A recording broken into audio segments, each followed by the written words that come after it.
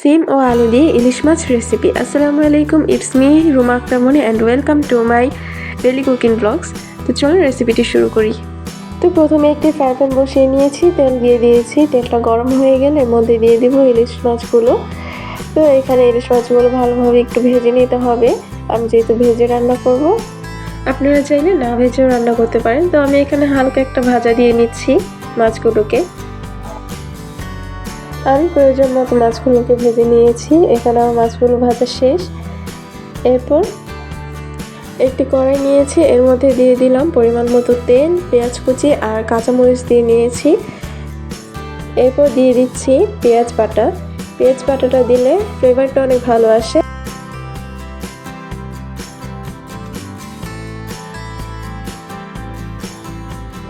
এরপর আমি সব কিছু একটু ভালোভাবে মিশিয়ে নিয়েছি।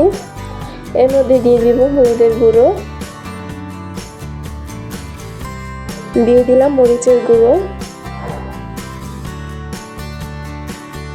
এরপর ভালোভাবে মশলাগুলো মিশিয়ে নেব।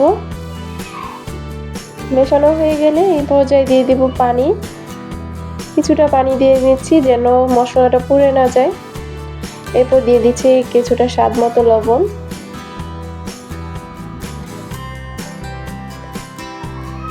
আমাদের মশলাটা কষানো প্রায় হয়ে গেছে।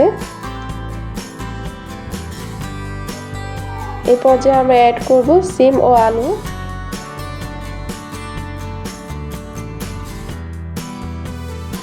এরপর মশলাগুলোর সাথে এই সিম ও আলুটা ভালোভাবে মিশিয়ে নিতে হবে।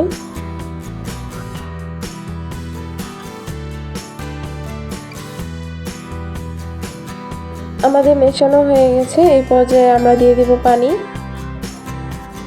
পানি আপনারা পরিমাণ মতো দিবেন, আপনারা যতটুকু ঝোল রাখতে চান ওই অনুযায়ী দিবেন।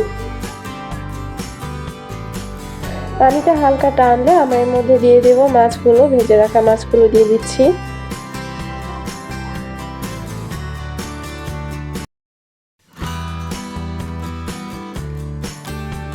এরপর মাছগুলো হালকা একটু নেড়েচেড়ে রেখে দিতে হবে কিছুক্ষণের জন্য।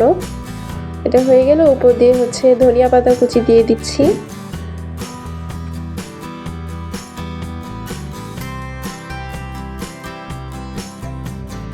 আমাদের রান্না প্রায় শেষ।